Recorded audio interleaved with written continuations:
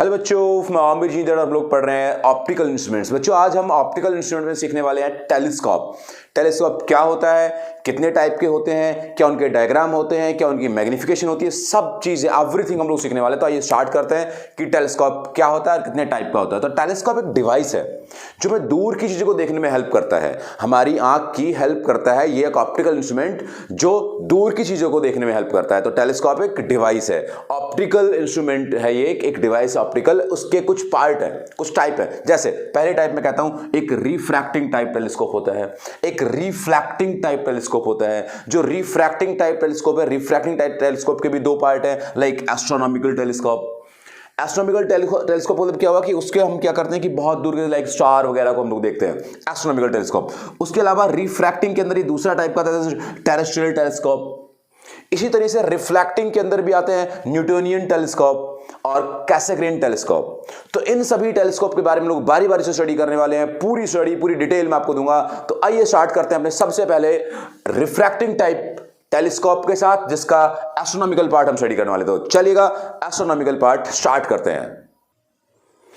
तो बच्चा अपना एस्ट्रोनॉमिकल टेलीस्कोप है। इस एस्ट्रोनॉमिकल टेलीस्कोप में हम लोगों ने एक पर्टिकुलर सेटिंग स्टडी कर रहे हैं कि जब इमेज इन्फिनिट में बने तो मैग्निफिकेशन क्या होता है। बच्चों ध्यान से सुनिएगा, हम लोगों ने अपना एक ऑब्जेक्टिव लेंस लिया, जिस ऑब्जेक्टिव लेंस की फोकल लेंथ और उसका जो एपर्चर है वो बहुत बड़ा होता है। और जो एपर्चर उसका बहुत बड़ा है, उसकी वजह क्या है? तो उसकी ये कि इसकी फोकल लेंथ और इसका साइज बड़ा होने की वजह ये कि हम लोग जो भी ऑब्जेक्ट है इन्फिनिटी पर, उससे बहुत सारी लाइट इकट्ठा करना चाहते हैं ताकि हमारी जो इमेज है वो ब्राइटर बने। और उस ब्राइटर या क्लियर इमेज बनाने के लिए हम चाहते हैं कि इसका बहुत बड़ा साइज रखें ताकि नंबर ऑफ रेज इससे ज्यादा आके टकराएं, और ज्यादा आके टकराएंगे तो क्या होगी, हमारी जो इमेज होगी वो बिल्कुल ब्राइट और क्लियर बनेगी। इसके लिए हम इसको क्या रखते हैं, बहुत बड़ा रखते हैं। तो दूसरी तरफ आईपीस है, आईपीस जो लेंस है उसको हम लोग छोटा रखते हैं, क्योंकि ये हमारा एक तरह मैग्नीफाइंग ग्लास होता है, या फिर कहेंगे हम लोग उसको कि सिंपल माइक्रोस्कोप टाइप होता है, जिससे हम लोग ऑब्जेक्ट को मैग्नीफाई करते हैं। तो यहां से हमने क्या किया कि यहां से इसकी इमेज यहां पे बनवाई। तो ये जो ऑब्जेक्टिव लेंस था, इस ऑब्जेक्टिव लेंस की जो इमेज है, that image act as a object for eyepiece। Again इसकी इमेज इस वाले के लिए ऑब्जेक्ट होती है। और अगर मैं आपसे कहूं कि भाई यहां से सारी पैरेलल रेज आ रही हैं और वो आके यहां पे मीट होती हैं, ये इसका फोकल प्लेन है, इस फोकल प्लेन पे आके मीट होती हैं, तो यहां पर इसकी जो इमेज बनी that is image distance focal length FO, यानी कि इसके फोकस पर ये जो दूर एक फार अवे ऑब्जेक्ट था उसकी इमेज फॉर्म हुई। अब इसकी जो इमेज बनी पहले वाले की, वो दूसरे वाले के लिए क्या है, ऑब्जेक्ट, और हमने इस इमेज को दूसरे वाले ऑब्जेक्ट के फोकस पर बनवाया। तो इसका मतलब इसकी फोकस पे अगर कोई इमेज बनेगी या इसके फोकस पे अगर कोई ऑब्जेक्ट है तो उसकी इमेज कहां बना देगा, इन्फिनिटी पर। और इस तरह से तब हम इन्फिनिटी पर इमेज बनाते हैं किसी भी लेंस से, तो उसको हम कहते हैं सेटिंग फॉर रिलैक्स्ड आई। तो ये एक पर्टिकुलर सिचुएशन है, that situation is what, that is setting for relaxed eye. Relaxed eye, यहां पर हम लोग जो देख रहे होते हैं वो बिल्कुल दूर इमेज को देखते हैं ताकि हमारी आंखों पे कोई स्ट्रेस ना आए, रिलैक्स फील हो। तो उस कंडीशन में मैग्निफिकेशन क्या होगी। तो आइए मैग्निफिकेशन की हम लोग स्टार्टिंग करते हैं। मैग्निफिकेशन का फॉर्मूला क्या होता है? तो magnification M is equal to, that is equal to angle subtended by image beta upon angle subtend by object alpha. तो आइए अब यहां पे ढूंढते हैं कहां अल्फा होगा और कहां बीटा होगा। तो ऑब्जेक्ट कहां है, ऑब्जेक्ट तो भाई वहां पे बहुत दूर है, तो उसका ऑब्जेक्ट का जो भी सबटेंडेड एंगल है वो कहां होगा, उसने कहां बनाया होगा, यहां पर बनाया होगा बीटा। इमेज कहां बनी है, तो इमेज ये बनी हुई है। अब इसने जो एंगल सबटेंड किया होगा वो कहां है, तो वो ये रहा बीटा। अब एक क्वेश्चन आप मुझसे करेंगे कि सर आपने तब बताया था इस फॉर्मूले के बारे में कि that magnification is equal to beta upon alpha. तो आपने कहा था कि बीटा और अल्फा जब हम मानेंगे तो उनको हम लोग सेम पॉइंट ऑफ व्यू, यानी कि हम यहां से देख रहे हैं आई से, तो आई के ही रेफरेंस में उनका बनना चाहिए। लेकिन सर आप यहां पे तो अल्फा बना रहे हैं, यहां पे आप बीटा बना रहे हैं, आपको इनके लिए सेम पोजीशन तो है ही नहीं, सेम पॉइंट ऑफ व्यू तो है ही नहीं, आपने इनको अलग अलग क्यों लिया है? तो मैं आपको बता दूं कि इनका अलग अलग लेने से बहुत बड़ा डिफरेंस नहीं हो जाता है। भाई मान लीजिए बहुत फार अवे, बहुत दूर एक ऑब्जेक्ट है, उस ऑब्जेक्ट के लिए इस लेंस की दूरी, उसके लिए इस इमेज की दूरी, उसके लिए इस आईपीस की दूरी, क्या कोई डिफरेंस है क्या? उसके लिए इस आई की दूरी, आपकी आंख की दूरी, कोई डिफरेंस है क्या? नहीं, वो करोड़ों करोड़ों करोड़ों किलोमीटर दूर है। उससे इसके बीच की डिस्टेंस, यानी कि कंपैरेटिवली ये डिस्टेंस नेग्लिजिबल है। तो हम क्या मान लेते हैं कि ये जो अल्फा है, ये जो बीटा है, सबका पॉइंट ऑफ व्यू सेम है, सब एक ही जगह से हमें यहाँ पे बने हुए हैं। इसलिए इस अल्फा और बीटा को हम लोगों ने क्या मान लिया, ऑब्जेक्ट, यानी कि angle subtended by object and angle subtended by image.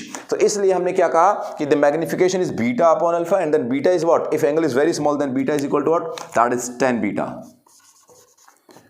And that alpha is what? That is tan alpha. अब मैं क्या कर रहा है, मैं केवल इनकी वैल्यूज पुट करनी है. कैसे वैल्यूज पुट करनी है भाई? तो आइए मैं आपको सिखाता हूं वैल्यूज पुट करने के लिए. भाई सबसे पहले हम लोग tan बीटा की बात करते हैं. tan बीटा कहाँ है? यहाँ पर ये इस ट्रायंगल की हम बात करेंगे, ये वाले triangle BC2 and A.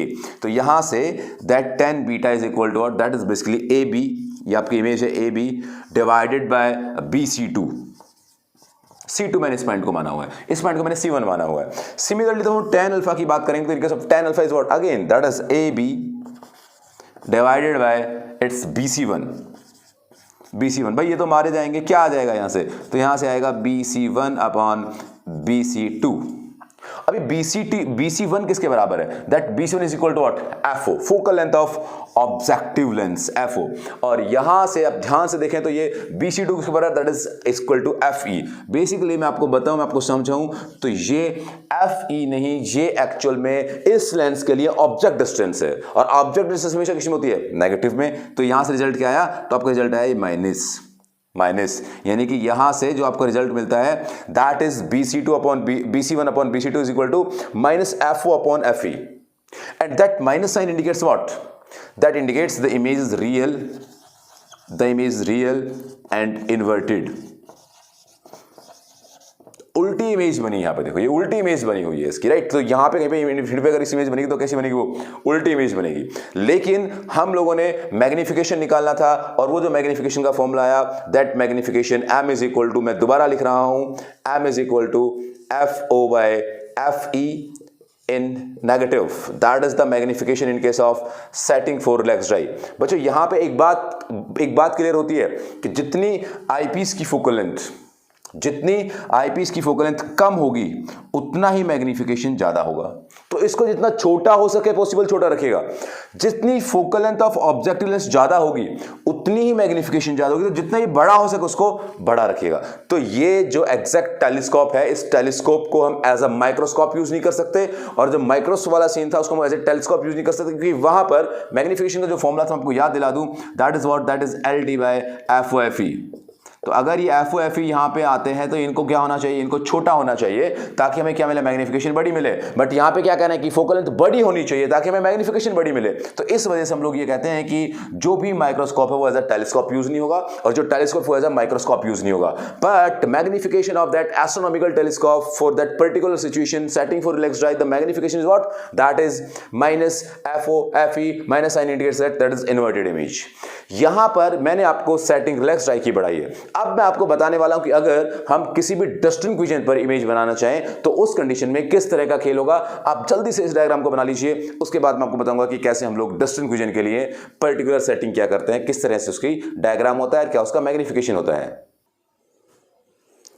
Yes, तो बच्चों ये एक सिचुएशन है. इस सिचुएशन में हम लोग एस्ट्रोनॉमिकल टेलीस्कोप की कंडीशन पढ़ेंगे कि अगर इमेज किसी भी डिस्टेंट विजन यानी कि क्लियर विजन जिसकी डिस्टेंस होती है 25 सेंटीमीटर पर बनी हो तो क्या होगा, तो मैग्निफिकेशन क्या होगी, उसके बारे में हम लोग स्टडी करते हैं. तो आइए स्टार्ट करते हैं बच्चों. तो ये एक पर्टिकुलर केस क्या है? एस्ट्रोनॉमिकल का. ये आपका आईपीस हुआ. उस आईपीस के लिए अगर हम लोग इमेज की बात करें तो इमेज डिस्टेंट विजन पर है. This means setting for distant vision. इसकी सेटिंग में क्या मैग्निफिकेशन होगी, क्या कंडीशंस होंगी, वो सारी बातें हम लोग यहां पर डिस्कस करने वाले. तो आइए स्टार्ट करते हैं. बहुत अच्छे से इस पूरे पार्ट को स्टडी करना कि अगर मान लीजिए हम आपसे चर्चा करें, आपको बताएं, आपको समझाएं, आपको खिलाएं, तो क्या, ध्यान से सुनना. यहां पर मैग्निफिकेशन का formula again what is magnification? M is equal to beta upon alpha. That beta is what? That is tan beta upon tan alpha. बहुत अच्छे से लास्ट अभी थोड़ी देर पहले क्या यार इसी वीडियो में क्या तो था tan बीटा अपॉन अल्फा. तो tan बीटा क्या, तो यहां से हमारे पास निकल के आया था क्या? That is FO upon object distance UE, और ये किस में था? That is in minus. ये हमारे पास मैग्निफिकेशन का रिजल्ट निकल के आया था. अब मुझे यहां पर इस UE की वैल्यू पुट करनी है. तो UE की वैल्यू कैसे पुट करूंगा मैं? तो इसके लिए पहले मैं UE की वैल्यू निकालना चाहूंगा यहां से. तो कैसे निकालूंगा? 1/V minus 1/U is equal to 1/F.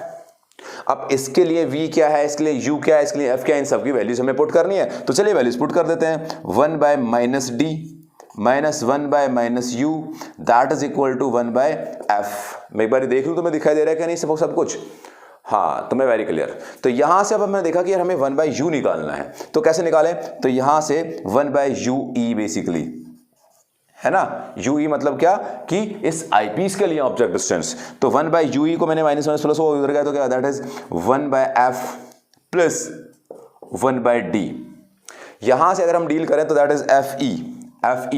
अब यहां से इस fe के बारे में लोग चर्चा करें तो क्या होगा, तो इसको हम लोग लिख सकते हैं 1/ue is equal to 1/fe 1 plus fe/d, fe को मल्टीप्लाई डिवाइड करने पर, तो यहां से हमारे पास 1/ue का डायरेक्ट रिजल्ट आ गया।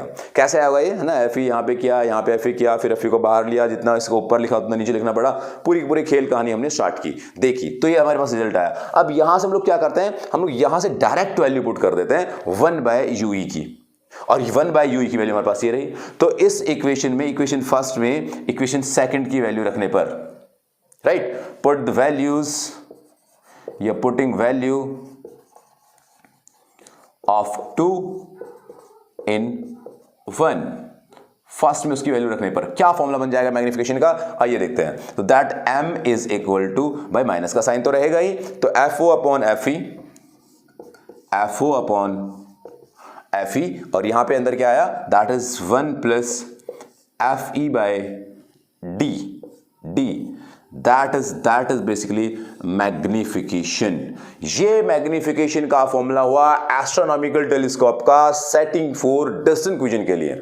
इससे पहले हमने पढ़ा था, वो हमने फॉर्मूला पढ़ा था in case of parallel rays, या फिर in case of relaxed eye, FO upon FE with minus sign. तो बच्चों मैं आपको समझा रहा हूं, मैं बता रहा हूं कि इस कंडीशन में, इस बेसिकली एस्ट्रोनॉमिकल टेलीस्कोप में एक ही खराबी है, और वो ये है खराबी, तो क्या बोलूं मैं उसे, वो ये है कि इमेज जो है वो इन्वर्टेड बनती है। अगर इमेज इन्वर्टेड बन रही है तो इमेज इन्वर्टेड की वजह से हम ऐसा कह पाएंगे कि भाई हम चीजों को उल्टा देखते हैं। बट एस्ट्रोनॉमिकल यानी कि दूर दूर स्टार्स को हम उल्टा देखते हैं। अब हमें पता ही नहीं स्टार सीधा कैसा है, उससे उल्टे से क्या फर्क पड़ता है, ना हमें उल्टे का पता है ना हमें सीधे का पता है। तो इसलिए हम लोग ये कहते हैं कि भाई एस्ट्रोनॉमिकल टेलीस्कोप में ये थोड़ी सी प्रॉब्लम है, तो इस प्रॉब्लम को चलने दीजिए, क्योंकि हमें उल्टे सीधे से मतलब ही नहीं है, हमें तो उसको देखना है कि वो कहानी क्या है उसकी, हमें उल्टे सीधा पता ही नहीं उसका क्या है।